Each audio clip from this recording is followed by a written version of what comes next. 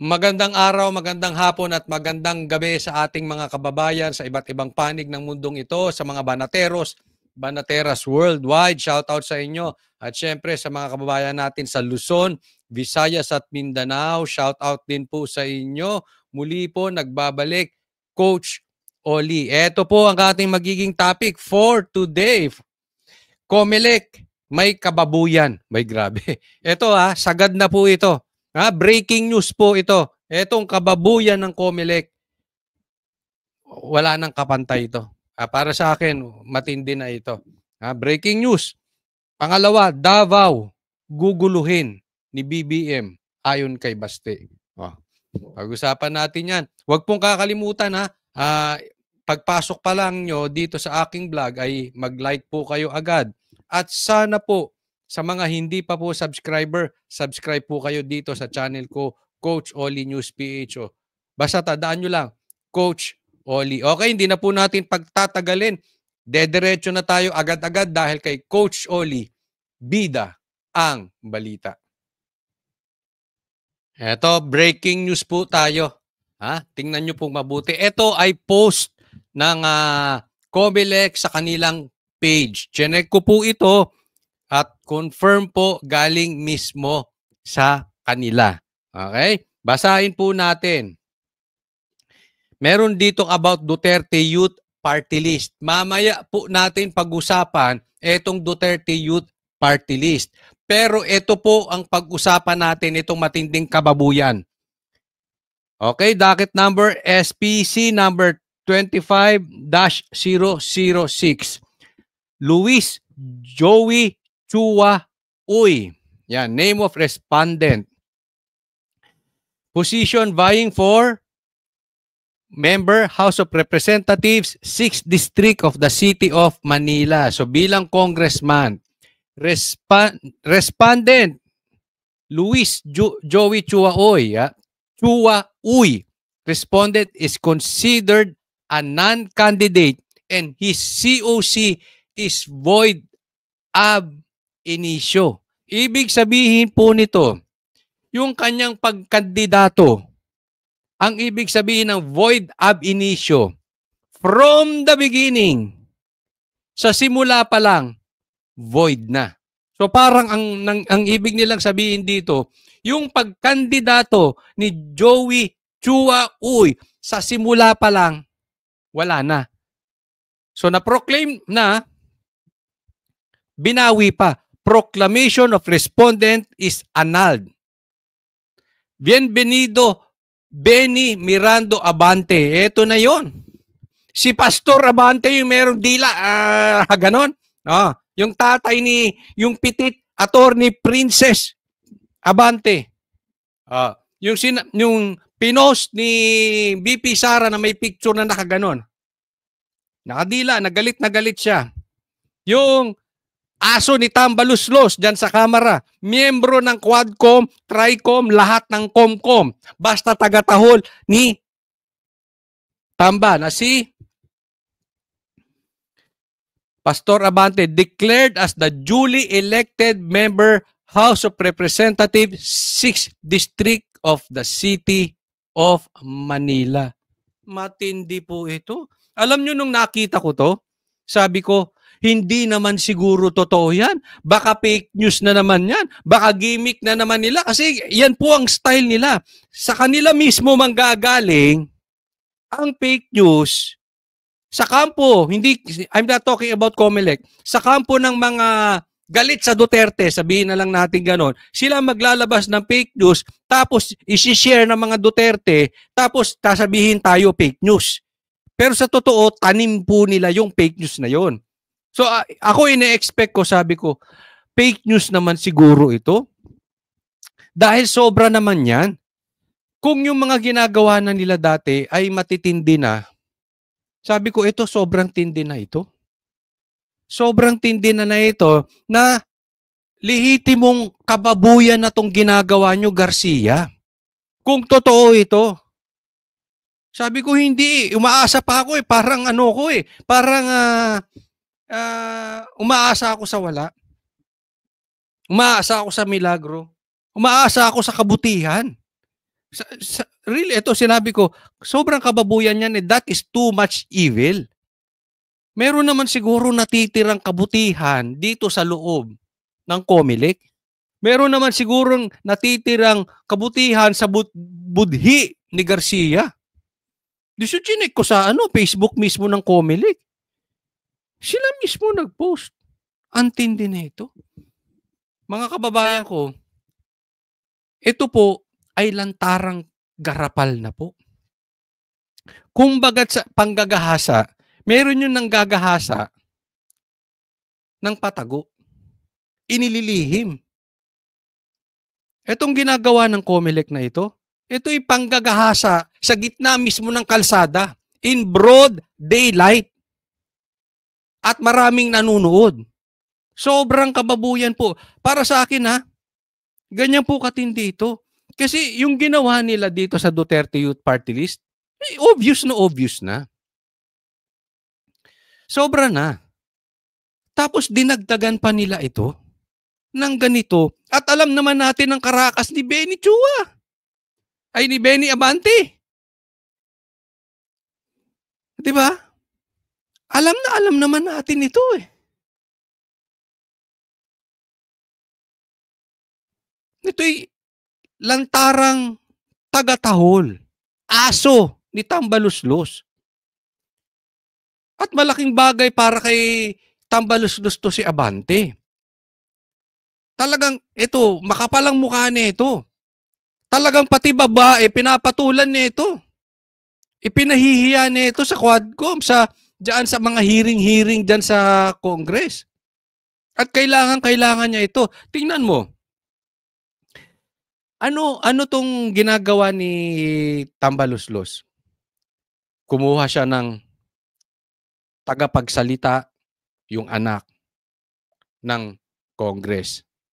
House Speaker siya, Speaker of the House, kumuha siya ng isang tagasalita. Meron pa siyang tagasalita nung mga prosecutor naman, yung mag-uusig sa impeachment ni BP Sara. At alam natin ang kalidad nito si Pastor Chua, pastor nila yan.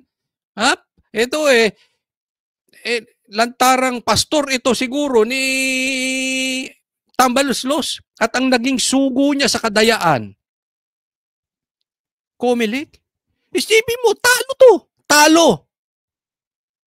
Talo, ipupwesto ng COMELEC.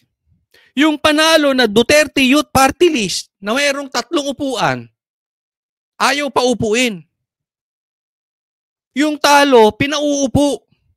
Binabawi yung proclamation. Obvious naman. Alam mo kahit anong ikot-ikutin nyo, tanga na lang maniniwala sa inyo na ito'y hindi ginagamit ang kapangyarihan. Kaya nga meron pa ngang anomalya ito si Garcia na di umano ito'y nagpapabayad na patungkol dito sa panalo, etc. May anomalya po ito si Garcia pagtungkol dito sa kapeperahan. Okay? Yan po ang sabi nila. So nagdudugtong-dugtong Hindi mo ma-i-deny na it's too much of a coincidence. Tingnan mo, abogado to ni Marcos. Abogado niya ito na ipinagtatanggol si Marcos noong dayaan, noong panahon ni Leni, yung pagtatalo nila sa Vice President. Isipin mo, ikaw ang tagapagtanggol. Di umanong sinasabi niyong nadaya kayo nung eleksyon, nung pagka-Vice President. So dapat alam mo yung feeling, Garcia. Tapos nung napunta kang COMELEC chairman, ganito ang pinaggagawa mo. Nananawagan ng manual recount ang mga Pilipino. Anong ginawa mo? May pinabura ka mga data. Para nyo sinasabi, wala kaming pakialam sa inyo. Kami ang nasa kapangyarihan, kami ang matigas. Ako ang nakaposisyon, manahimik kayo, walang manual recount, tinatapos ko na ngayon. Hindi kami makikinig sa inyo. Ganun ang pinapalabas nitong si Garcia. Ganun po. Kasi may mistulang reklamo. Ang bilis na nakikinig ng bura. Yung talo, pinanalo. Yung panalo, pinatalo. Wag na tayong magbotohan. Ikaw lang pala mag-uupo eh. Isipin mo, ilan ang natanggap? 2.3 million ang natanggap na boto ng youth party list. Hindi mo pa uupuin? 3 upuan yan. Sa madaling salita, 3 abante yan. 3 congressman ang uupo dyan. Nagdesisyon, 2.3 million na Pilipino nag-decide. Gusto naming umupo yan. Duterte Youth Party List. Tapos ikaw lang magdi-decide, ayaw mong paupuin? Ang lakas mo, ting. Isa katumbas ng 2.3? Tapos yung talo, pinanalo mo, pauupuin mo? Anong kalukuhan? Wag na tayong magbotohan. Ewan ko sa inyo, ha? Ako'y nawawala na ng pag-asa sa ganito. Ba't pa tayo magbobotohan? Isang tao lang pala masusunod. Oh. Masisisi mo yung taong bayan, wala nang tiwala sa inyo. Alam mo, nangangampanya kami sa Amerika. Nangangampanya kami sa probinsya. Alam mo, sinasabi sa amin doon? Hirap na hirap kaming magpaboto, lalo na sa mga OFW. Bakit? Dinadaya nyo lang daw. Sabi ko, wag, gawin nyo pa rin yung trabaho ninyo. Ayaw nila maniwala. Kasi hindi raw nila nakikita yung boto nila. Online. Bigla-bigla naging online. Wala daw sa batas yun. Sabi ko, hindi. May awa ang Diyos. Gawin nyo lang yung gagawin nyo. Wala nang tiwala taong bayan sa inyo. Tapos ganyan pa ginagawa ninyo mga animal. Tapos sihisiin nyo sila, wala silang tiwala sa inyo. Kaya nga ayaw na ng tao ng eleksyon eh. Pinipilit na nila si BP Sara kuhanin. Umupo na. Sabi ko, wag. Basta boto pa rin tayo. Hinabol ko yan, umuwi ako para lang bumoto. Ikaw lang pala masusunod. Grabing pambabastusan na yan. At hindi lang pambababoy yan. Harap-harapang pambababoy na yung ginagawa ninyo, Comelec. Ano ba naman kayo? Ano bang gagawin natin sa mga ito? Ewan ko, kayo ilagay nyo dyan sa comment section. Talagang ako ayoko nang maniwala sa mga nakikita ko. Sobra ng kadimonyohan itong mga nangyayari sa atin. Sagad to. Sagad to. Hindi na sila nakontento. Sino pa ibabalik nyo? Sino pang talo na congressman ibabalik nyo dahil kailangan ni Tambaluslos? Sino pang congressman? Sige. Sino pang hahanapan nyo ng butas? Sino pang ididimanda ninyo? Sino pang ipakukulong nyo, hanapan nyo butas? Butasan kayo eh. Hindi naman kayo batasan. Butasan kayo, mga ano. Itong mga ito.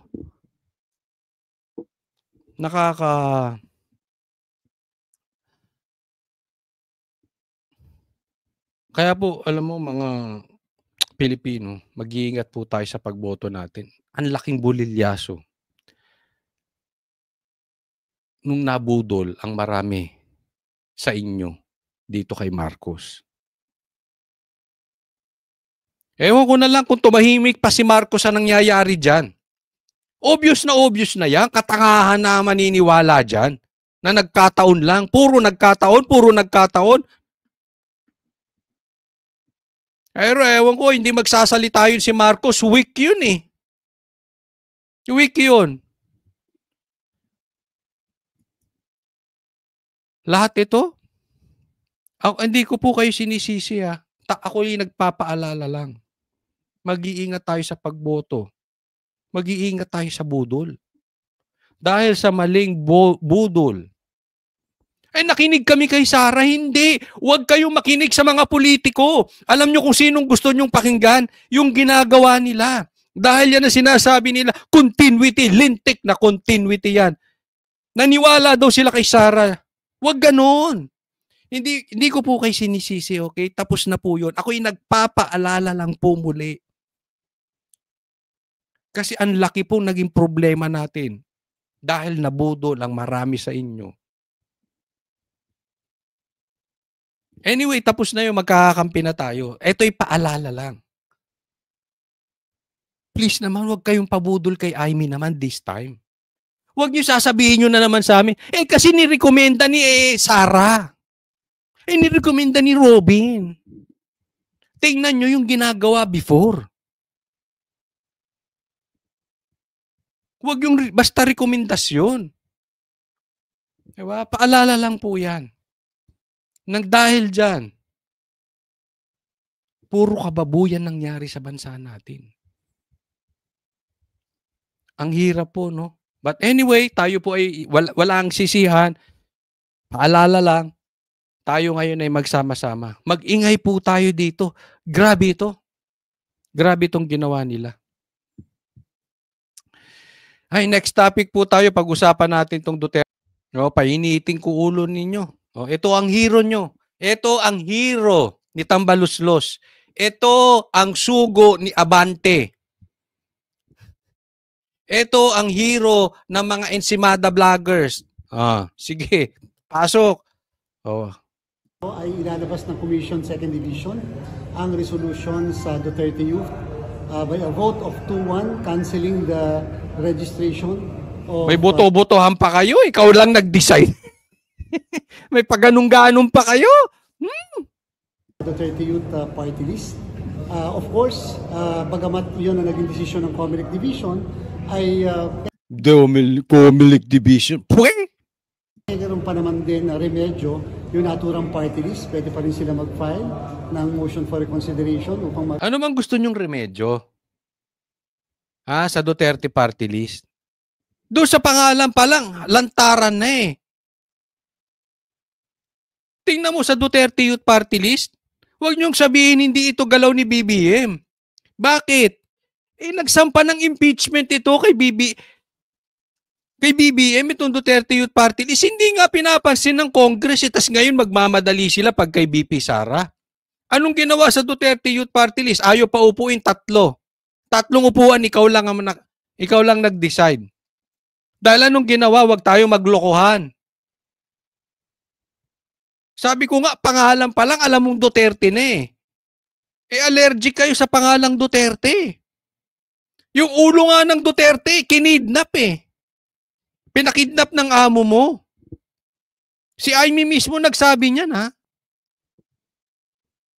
Hindi niya ma-deny yan. Tapos ngayon, ganyan. Hindi niyo pa uupuin.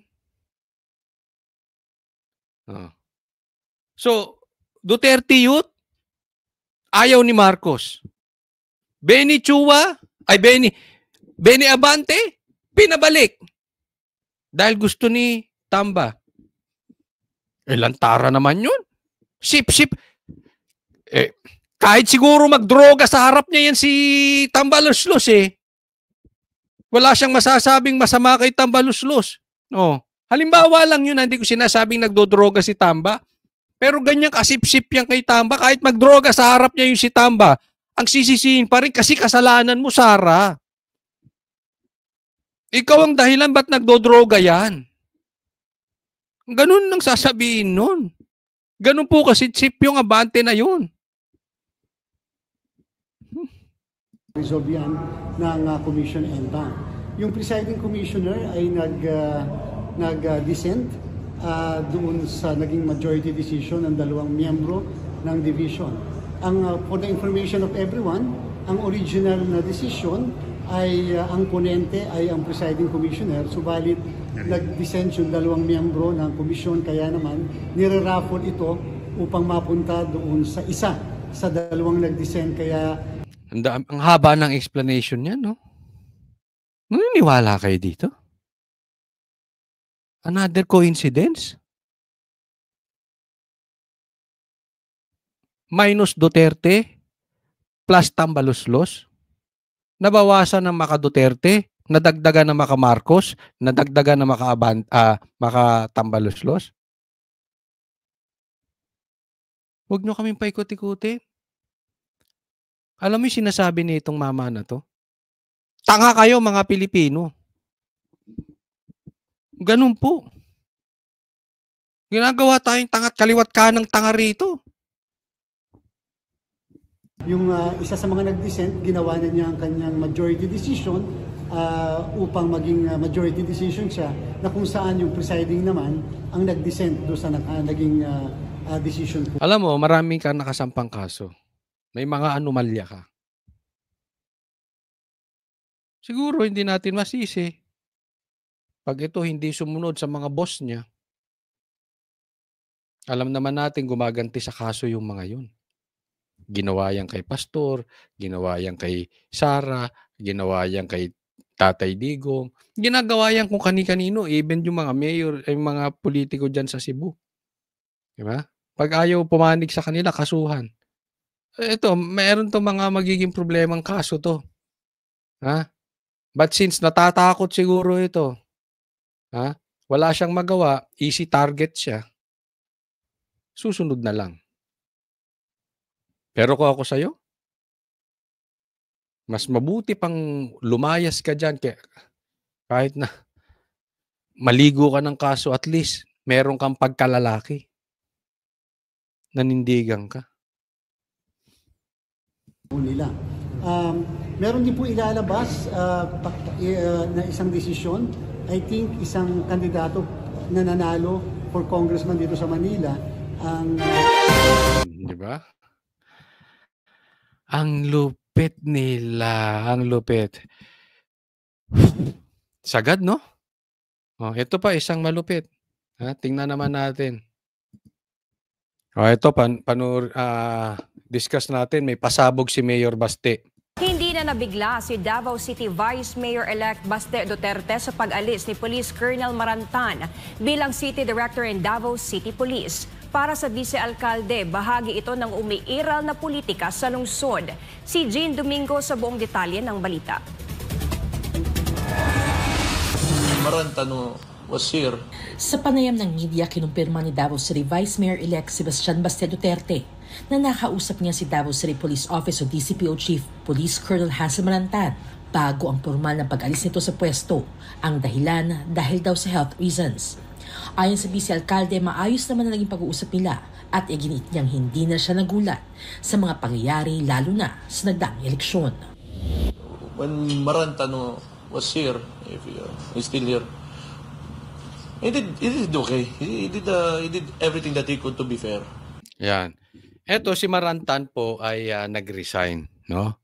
Dahil daw sa kanyang pang-medical na kondisyon. At hindi po ito normal.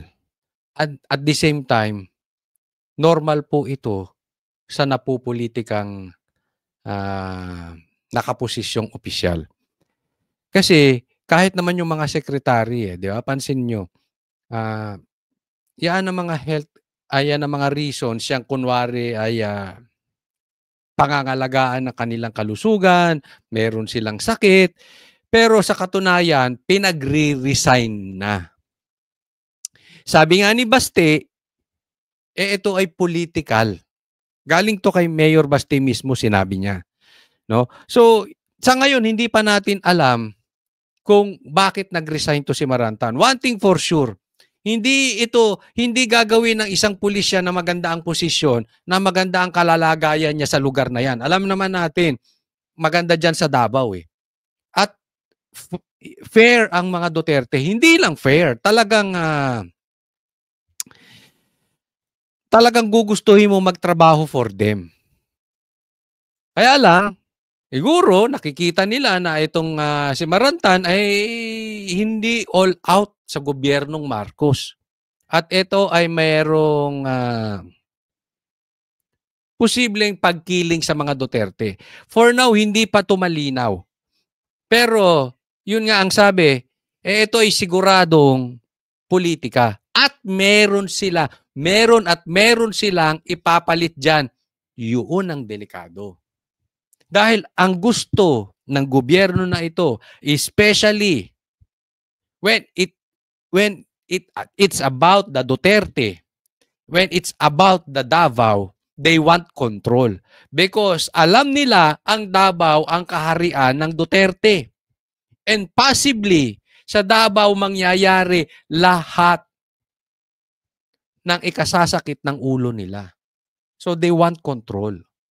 They want control sa Davao, they want control over the Dutertes. Kaya nga pinakidnap si Tatay Digong di ba? Oh. So I wish him luck in his career and more power to him.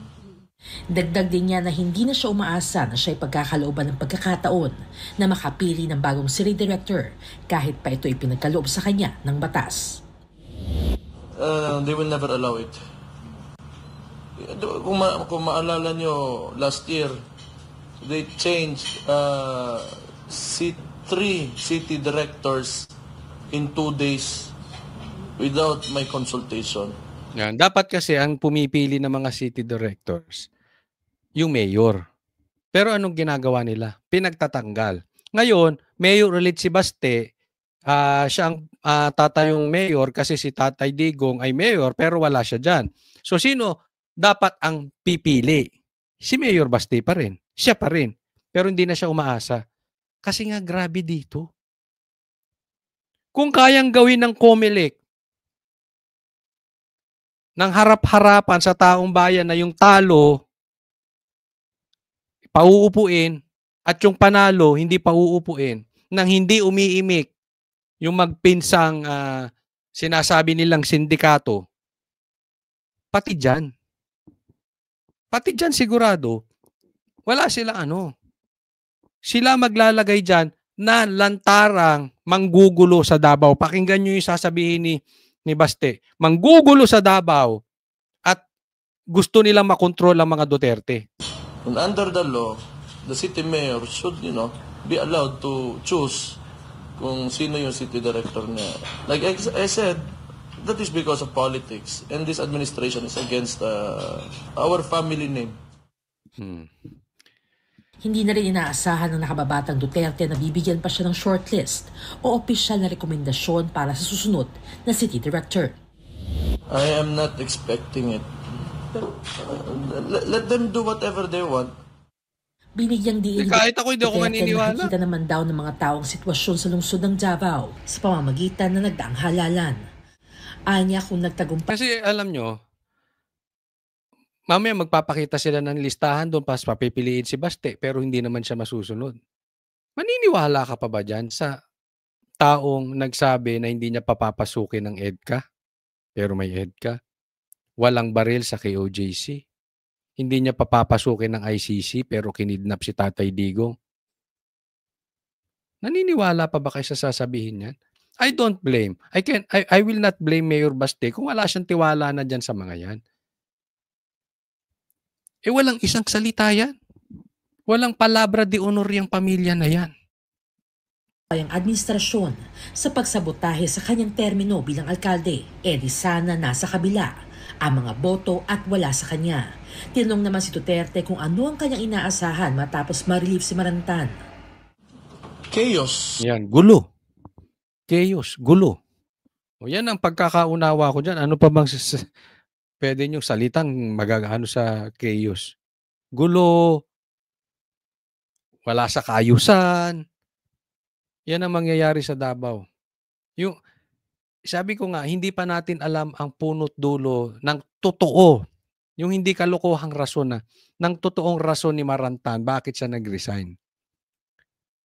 Pero napaka-imposible na walang kamay dito ang presidente. Napaka-imposible nun. At ano ang plano nila sa Davao? Kung pinag-resign ito si Marantan, di umano. According to Baste, chaos. So papasukin ang bahay ni Tatay Digong, magtatanim baril, tanim armas, guguluhin na naman ng KOJC. Ano pa? Susugurin ang bahay ni Pulong, tataniman. Kayo, ano sa tingin nyo yung sinasabi ni Basteng chaos? One thing for sure, it will be against the Duterte. for the sake of the Marcos. All over again. I'm sure they will not stop. Ano ba? Okay. Okay raman, anad na ko. Oh, no. I'm used to it already. They will, pareha na ron, itubag na po ito, mag-imo na sila. Pati nga, basahin natin. Kasi Bisaya, hindi ko nakain. Katulad dati, sumagot ako, gumawa naman sila ng problema. Gumagawa na naman sila ng problema. Oh. Problema, sagdi lang. Pero meron talagang katapusan ng lahat. Ay, sabi nga, there will always be a day of reckoning, sabi nga ni PRRD. Nay katapusan gyud ang tanan. Samantala nag-iwan din ng mensahe si Duterte sa mga mamamayan ng Davao na manatiling mapagmatyag at magkaisa. Kita mga Davaoenyo, we are known to be very resilient. Gamay ra kayo na sila. Sabi niya, kakaunti lang sila kumpara sa ating mga pinagdaanan. Alam nyo, matindi po ang pinagdaanan ng Davao. Alam naman natin, kuta ng mga rebelde yan, komunista, NPA, etc., etc. Pero dahil sa galing ni Tatay Digong at sa tulong ng mga taga Davao, na-eliminate lahat yan. At kaya naman, mahal na mahal na mahal ng Davao ang Duterte. It's not lip service.